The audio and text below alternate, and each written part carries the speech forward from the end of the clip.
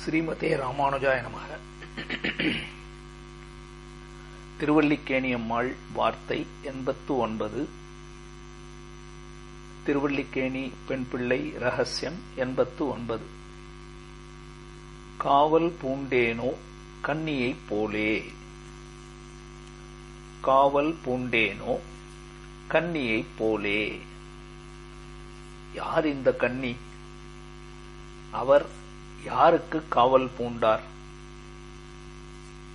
கன்னி என்று இங்கே குறிக்கப்படுவது திருமணமாகாத ஒரு பெண்ணைத்தான் நாம கன்னி அப்படின்னு சொல்லுவோம். அதுபோல திருமணமாகாத ஒரு பெண்ணாக இருந்தவள் யார் என்று கேட்டால் திருக்கோவலூர் என்ற அற்புதமான திவ்ய தேசம். திருக்கோவலூர்ல ஆயனாக திருவிக்கிரமனாக நெடு என்று உயர்ந்த திருக்கோலத்துல திருவிக்கிரமன் உலகளந்த பெருமாள் சேவை சாதிக்கிறார். அந்த திருக்கோவலூர்ல தான் அந்த இடைகழியிலே முதலாழ்வார்கள் 3 பேருமாக கூடி முதல் 2, 3ஆம் திருவந்தாதிகள் உருவான இடம், மிக உயர்ந்த இடம் திருக்கோவலூர். இன்றைக்கும் நீங்க அந்த திருக்கோவலூர் கோவிலுக்கு போனீங்கன்னாக்கா இந்த பெருமாளுக்கு எதிரிலே வெளியிலே நம்ம வரிசையில போகிறோம் இல்லையா, அந்த பக்கத்துல விஷ்ணு துர்கை அப்படின்னு ஒரு துர்காதேவி உட்கார்ந்திருப்பாள். ஒரு துர்கைக்கு ஒரு கோவில் போல இடம் இருக்கு. அந்த விஷ்ணு துர்கை தான் அந்த திருவிக்கிரமன் எம்பெருமானுக்கு காவல் தெய்வமாக இருக்கிறாள். அழகர் கோயில் போயிருக்கீங்களா? அழகர் கோயில் போனீங்கன்னாக்கா 18ஆம் படி கருப்பு அப்படின்னு கீழே ஒரு கருப்பசாமி கோயில் இருக்கு. அது காவல் தெய்வம். பகவானுக்கு அவர்களுக்கு தெரிஞ்ச தொண்டு பகவானுக்கு காவல் காப்பது.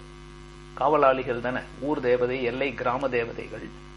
அதுபோல இந்த விஷ்ணு மாயை, விஷ்ணு துர்கை என்ற துர்காதேவி அந்த திருக்கோவலூர் கோவில்ல உலகளந்த பெருமாளுக்கு எதிரில் அவருக்கு காவலாக இருக்கிறாள். அந்த காவல் பூண்டேனோ என்றுதான் இங்கே இந்த வார்த்தையிலே அந்த துர்கையை பற்றித்தான் சொல்லுகிறது. இது எங்கே இந்த சரித்திரம் தெளிவாக வருகிறது என்று கேட்டால் திருமங்கையாழ்வாருடைய கடைசி பிரபந்தம் 30 பாசுரங்களை கொண்ட திருநெடுந்தாண்டகம் அப்படிங்கிற பிரபந்தம். அதுல முதலிலே பரபிரம்மம் திருமந்திரத்தாலே பிரதிபாதிக்கப்பட்டவன் அப்படின்னு எல்லாம் சொல்லிக்கொண்டு அவனே திருவிக்கிரமனாக உலகத்தை அளந்தவன். அது என்றைக்கோ நடந்தது. நாம இன்றைக்கும் போய் அந்த பகவானை பார்க்க வேண்டும் என்றால் திருக்கோவலூர் என்ற அந்த திவ்ய தேசத்துக்கு போனால் அந்த பரபிரம்மம் உலகளந்த பெருமாளாக சேவை சாதிக்கிறான் அப்படின்னு பாடிக்கொண்டு வருகிறார். அது 7வது பாடல்.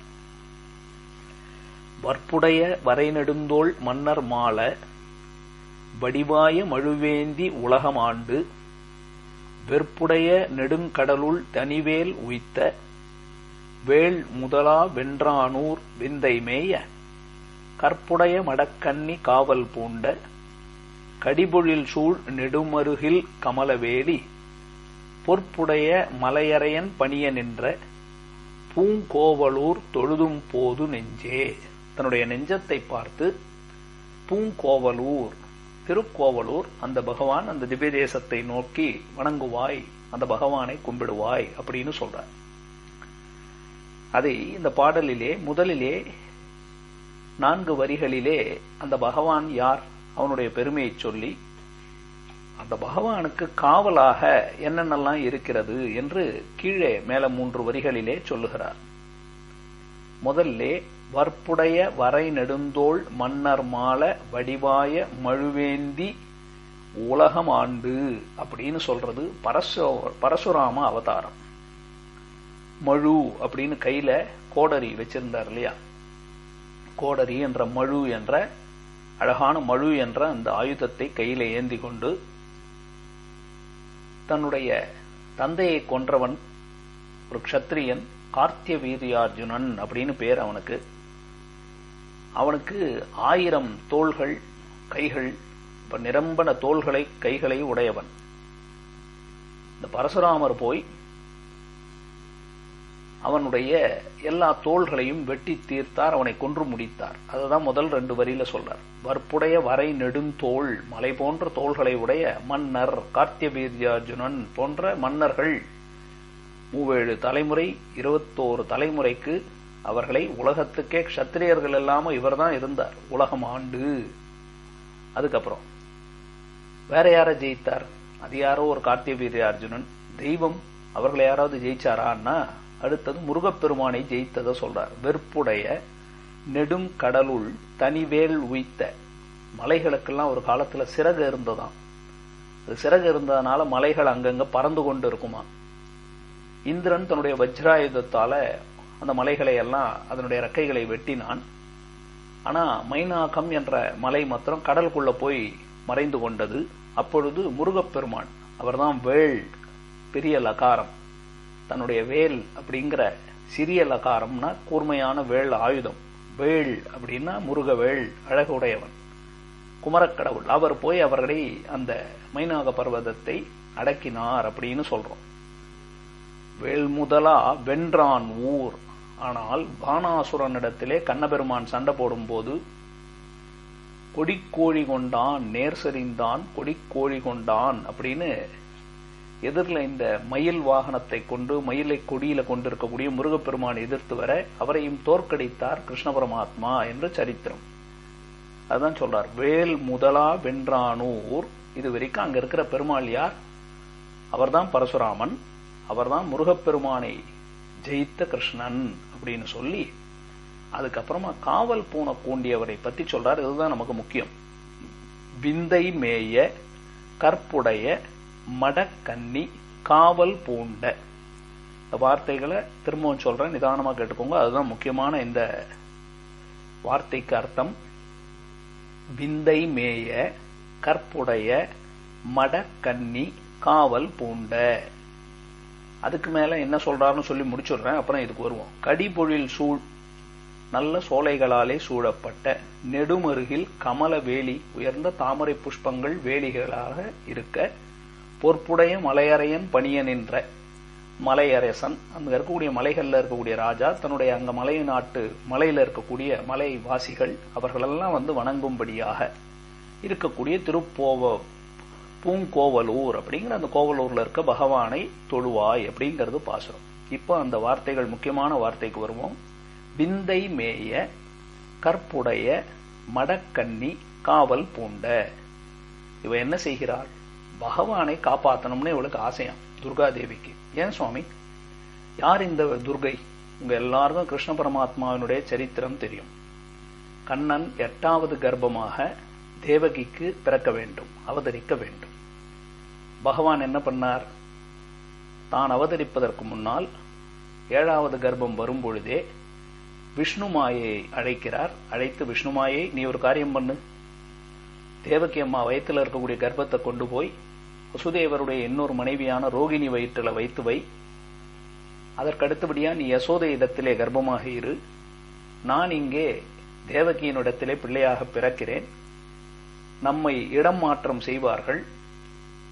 அப்போ நீ இங்க வந்து கம்சனிடத்திலே அவன் உன்னை கொல்ல நினைக்கும் போது நீ இங்கிருந்து விடுதலை அடைந்து அவனை பார்த்து ஏளனம் செய்துவிட்டு சென்று விடு அப்படின்னு பகவான் அந்த தன்னுடைய மாயை, விஷ்ணு மாயை, அவளை அனுப்பி வைத்தார். அப்ப சொன்னார், உன்னை இது போல நீ ஒரு நல்ல காரியம் செய், உன்னை அனைவரும் துர்கை என்றும் பல பெயர்கள் சொல்றார், இது போல உன்னை கொண்டாடுவார்கள் அப்படின்னு சொல்லி பெருமாள் அதுக்கு பல பேரை உன்னை கூப்பிடுவாங்க அப்படின்னு சொன்னார். அதே போல அந்த அம்மா அன்னைக்கு காப்பாத்தி கொடுத்தான். ஏன்னா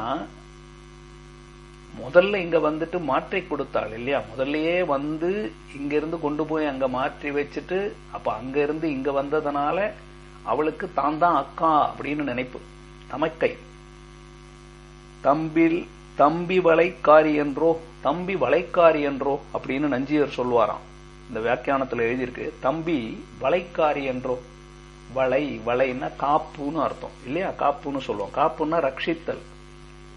தம்பி வளைக்காரி என்றோ அப்படின்னா தம்பியான கண்ணனை காப்பாற்றக்கூடியவள்னு அர்த்தம். வளைக்காரின்னா காப்பாற்றக்கூடியவள், வளைனா காப்பு, வளைக்காரினா காப்பாற்றக்கூடியவள்.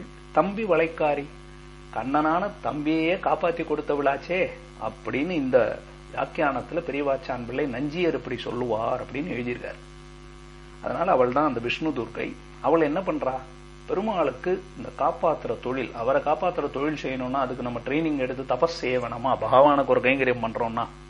அதனால முதல்ல விந்தியா மலை தொடர் அப்படின்னு சொல்றோம் இல்லையா, பெரிய விந்திய மலை, அந்த விந்திய மலையில போய் தவம் செய்தாளாம். அதுதான் முதல்ல சொல்றார் விந்தை மேய அப்படின்னா, விந்திய மலையில போய் தொடர்ந்து தவம் செய்து, எதுக்கு, பகவானுக்கு நான் ரட்சிக்கிற காரியத்தை செய்ய வேண்டும் என்று. அதுக்கப்புறம் கற்புடைய, கற்பு அப்படின்னா பெண்களுக்கு கற்பு என்பது எப்பேற்பட்டது, ஒரு விரதம் போல இல்லையா, கற்புடைய பெண் அப்படின்னு சொல்றேன் இல்லையா. கற்புடைய அப்படிங்கிறதுக்கு இன்னொரு பொருள் உண்டு, கற்றல். கற்றல் அப்படின்னா படித்தல், ஞானம்னு அர்த்தம். கற்புடையன்னா ஞானம் உள்ள. அது என்ன ஞானம் இருக்கிறது அப்படின்னு கேட்டால், இன்னைக்கெல்லாம் நம்ம எங்கேயாவது பெரிய அரசு அலுவலகங்களுக்கெல்லாம் போனா, இல்ல விமான தளத்துக்கெல்லாம் போனோம்னா நம்மகிட்ட இருக்க பெட்டிகள் நம்மளையெல்லாம் பரிசோதனை பண்ணுவாங்க, பார்த்திருக்கீங்களா? அதுக்குள்ள அனுப்புவாங்க, ஒரு பொட்டிக்குள்ள அனுப்புவாங்க, நம்மள எப்படி பார்ப்பாங்க, மெட்டல் ஸ்கேனர்லாம் வச்சு பார்க்கறாங்களே. அது போல இவ என்னன்னாக்கா, என்ன ஞானம் இருக்கிறவர்கள்னா, இருக்கிற இருவல் இடத்துலன்னா, எதிரிகள் பிரதிகூலர்களை கண்ணாலேயே கட்டி போட்டுருவாளாம். அவர்களை கண்ணால கட்டி போட்டு இவர் சரியானவனா தப்பானவனான்னு தெரிஞ்சு நல்லவனா இருந்தாதான் விடுதலை செய்வாள், இல்லைன்னா கட்டியே போட்டுருவான். அதைத்தான் இந்த இடத்துல கற்புடைய அப்படின்னா கற்றல், ஞானம் இருக்கக்கூடியவள், நல்லவன் கெட்டவன் பரிசோதித்து பகவான் இடத்துல அனுப்பக்கூடிய ஞானத்தை உடையவள்னு ஒரு அர்த்தம் சொன்னார். இரண்டாவது அர்த்தம் சொன்னார், கற்பு என்பது ஒரு பெண் தன்னுடைய உயிரை கொடுத்தும் காப்பாற்றுவாள் இல்லையா. கற்பை காப்பாத்திக்கிறதுக்காக ஒரு பெண் தன் உயிரையே கொடுப்பாள், சீதா பிராட்டி அப்படின்னு சொல்றோம்ல. அதுபோல இவள் என்ன பண்ணுவாள், பகவானை காப்பாத்துறதுக்கு தன் உயிரை கூட கொடுப்பாளாம். அதனால கற்புடைய அப்படின்னு ஒரு அர்த்தம். அடுத்தது மடப்பம், கற்புடைய மடக்கன்னி. மடப்பம்னா என்ன, பேதமை, மென்மை, இணக்கம், இதெல்லாம் தான் இதுக்கு பொருள். மடப்பம்ன்றதுக்கு பேதமை, மென்மை, இணக்கம் என்பது பொருள்.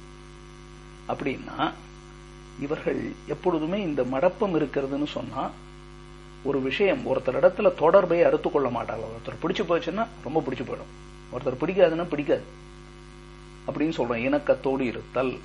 இவர்கள் எப்படின்னு கேட்டா, எதிரிகளே வந்தா கூட, ரொம்ப வலிமையான எதிரிகளே வந்தா கூட நழுவி போக மாட்டாளாம், விலகி விட மாட்டாள். ஐயோ நமக்கு என்ன வந்துருமோன்னு பயப்பட மாட்டாளாம். அந்த நேரத்திலும் விடாமல் பகவானை காப்பாத்துறதுலேயே குறிக்கோளோட இருப்பாளாம். எப்படி ஒரு மடப்பத்தோட இருக்கிறதுன்னு சொன்னா, ஒரு பேதமைன்னா ஒரு குழந்தை தன் தந்தை தாய்கிட்டே பிடித்து கொண்டு இருக்கும் இல்லையா, எந்த நிலை வந்தாலும் அவங்கள விட்டு போயிடாது. அதுபோல யார் வந்தாலும் பகவானை ரட்சிக்கிறத விட்டு, அப்பேற்பட்ட வலிமையானவன் வந்தாலும் விட்டு போக மாட்டாளாம். அப்பேற்பட்ட மடப்பம். அடுத்து கன்னின்னு சொன்னார். கன்னி அப்படின்னா திருமணமாகாதவள்னு ஒண்ணு, யாரிடமும் இன்னும் பேச்சுப்படாதவள், கூடாதவள்னு அர்த்தம் இல்லையா. கன்னின்னு சொன்னா யாரிடத்திலும் இன்னும் கூடலை அப்படின்னா என்ன, இவள் பகவான் ஒருவனுக்கே என்று அற்று தீர்ந்தவள், அனன்ய பிரயோஜனர்னு சொல்றோம். அதை விட இன்னும் ஒரு வார்த்தை சொல்லணும்னா அனன்யார்க சேஷத்துவம். பகவான் ஒருவனுக்கே அடிமைன்னு இருக்கிறாளாம். அதனால கன்னின்னு சொன்னா இந்த இடத்துல, கன்னி என்பவள் இன்னொருத்தர்கிட்ட இல்ல, ஒரே தானே அப்படின்னு இருக்கிறது. இங்க என்னன்னு கேட்டா, கன்னித்தன்மைன்னா அவன் ஒருவனுக்கேன்னு இருக்கக்கூடிய அனன்யார்க சேஷத்துவம், அதை சொன்னார். கன்னி காவல் பூண்ட, அது என்ன கன்னி காவல் பூண்ட, கன்னின்னு இந்த இடத்துல விஷ்ணு துர்கை, அதான் கீழே காப்பாத்தி இருக்கா இல்லையா, கண்ணனையே காப்பாத்தி கொடுத்தாலே அக்காவாக. அத போல பகவானை ரட்சிப்பதிலே அதிலேயே உறுதி பூண்ட கன்னி காவல் பூண்ட, மடப்பம் கன்னி காவல் பூண்ட, கற்புடைய மடக்கன்னி அப்படின்னு சொன்னா பகவானை ரட்சிப்பதையே அதையே தனக்கு தொழிலாக, அதிலேயே எப்பொழுதும் ஊற்றத்தோடு இருக்கக்கூடிய காவல் பூண்ட. அப்படின்னு யாரும் திணிக்கல, நீ போய் காப்பாத்து அப்படின்னு வேலை கொடுக்கல, அவளே ஆசைப்பட்டு நான் தான் இந்த பகவானை ரட்சிக்கிறது. எப்படி பெரியாழ்வார் அடிமையாக இருந்தாலும் பகவானை தான் தான் ரட்சிக்கணும்னு பல்லாண்டு பாடினார் இல்லையா. பெருமாளை போய் பெரியாழ்வார் காப்பாத்திட முடியுமா, இவர் பல்லாண்டுங்கிறார். அதுபோல பகவானை காப்பாத்துறதுக்கு இன்னொரு தெய்வமானு கேட்டா, ஆமாம் அடிமையினுடைய ஒரு குணம் என்னன்னா, தன்னுடைய ஆண்டான் நல்லா இருக்கணும். எந்த நிலையிலும் ஆண்டானுக்கு ஒரு தீங்கு வந்தா தான் முன்னாடி போய் உயிரை கொடுக்கணும்னு இருக்கிறார் இல்லையா?